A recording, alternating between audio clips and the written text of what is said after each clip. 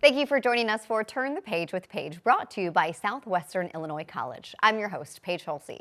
We are joining you from our studio in St. Louis County. And if you're from St. Louis or you've lived here for any fall season, you may know of our unique trick-or-treating tradition. Children expected to tell a joke in order to earn that sweet candy treat. That tradition is at the heart of this Lift a Flap children's book by local author Kimberly Kilgore. Boo and the Lou combines humor with the holiday tradition with some of the area's most famous landmarks. And author Kimberly Kilgore from Illinois joins us now in studio. Thank you so much for being here. Thank you for having me. So this St. Louis tradition of telling a joke in order to earn your candy, do you remember doing that as a child? No, because I'm actually not from St. Louis. I grew up in Arkansas, and I actually grew up on a farm, so we didn't even really have trick-or-treaters.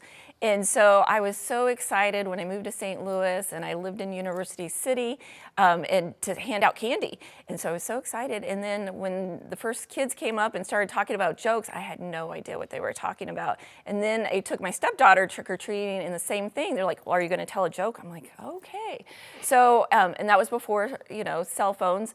And so it was hard to come up with a joke off the cuff, especially the Halloween one. So that kind of inspired me to think about, man, this should be a book someday. That is so funny because my husband also is not from St. Louis. And I remember our first Halloween that he lived here, and he was like, why are all these kids telling me jokes when they came to our house trick-or-treating? Yeah. So at what point did you say, okay, I am going to turn this into a book? It was always kind of in the back of my mind. I was like, oh, that would be a cute book, and to theme it around some of the St. Louis landmark or history.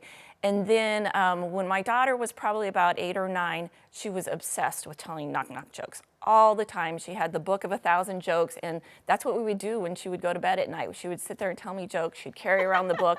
And so I thought it would be a fun project to do with her. That is very sweet, something to bond over. Yeah. And, the jokes make us smile, so it's great. So let's talk more about what's inside the books and some of the familiar places or references that we'll notice or recognize. Yeah, so I kind of in my mind had thought of the jokes I wanted to tell, and then I wanted to match them with different places in St. Louis. So as you'll see on the cover, that's St. Louis Hills, a traditional St. Louis neighborhood that has a lot of history and a lot of families live there. And then I lived in University City at the time, so you'll see a lot of pictures from University City, the Lions.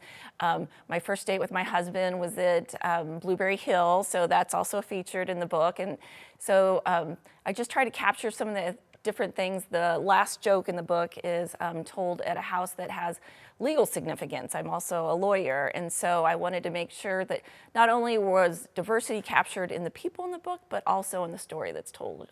Well, it's so well done. I want to learn more about your illustrator. A lot of the pictures, since they are based on real places, they still ended up so accurate too. Yeah, so my illustrator and I have worked together on other projects, and so I would send her my ideas, maybe describe them, or send a picture or a clip of something and say, this is kind of what I'm imagining. And her slogan is, bring your imagination to life. And that's what she does. She does a great job. She'll go back and forth. She'll add her own charm. Like the clouds that are ghost in the book, that's her. Mm-hmm. And I love it. So I would just send her pictures, and then she would create it, and we'd go, finalize it, and that's how it ended up. I don't want to spoil anything, but there's a really sweet picture, illustration based on a sweet picture of your daughter and the Clydesdale. So what does she think now that this is real, and she knows that she played such a big part in inspiring you? Well, she's 16, so she's a teenager, and she's kind of, mom's not that cool right now. So, so I think in the heart of heart that she loves it, but they do get embarrassed by, like if I go to the school, I do go to the school and read both my books. And so sometimes she'll be a little embarrassed, but I think she loves the idea. I have no doubt that you'll come back around and you'll be cool one day. Thank you. I'm hoping. You mentioned you've worked with your illustrator before, so tell us about your other book. Yes, so I have another book called Behind the Fairy Door, and it's about the Tooth Fairy. And it's a tradition of, actually that started in England. I was living in England at the time, and there were all these little fairy doors everywhere. Didn't know what they were for, and somebody had told me that it's to invite a fairy into your home. And I thought, oh, that's just a magical, cute idea. And so then when I had kids and they started losing teeth, I'm like, this would be kind of cute to the combination between the Tooth Fairy and the door, and so that's how I came up with that book. So I found the illustrator actually on Etsy. I had tried to find local artists and work with my friends that were artists, but you know, it's a niche to be an illustrator. Sure. And so I worked with her, and it was beautiful. I mean, we've had a relationship. I've never met her in person, but we still have a long-standing friendship, and we talk via, you know, email and chats and phone, and so it's been a nice relationship. Well, obviously you guys work very well together, and the product goes to show that. What is a book that you would recommend from another author or illustrator? So there was a book when I was a child called The Twits, and I remember going to the library in like 6th grade, and they would have a story time and read it. And I fell in love with the book, but I had to wait a month to check it out because I guess a lot of other kids liked it too. And I would keep trying to check it out because I loved it so much. And it's just about mischief. It's these two scraggly old people that are just mischievous, and then people try to get back at them.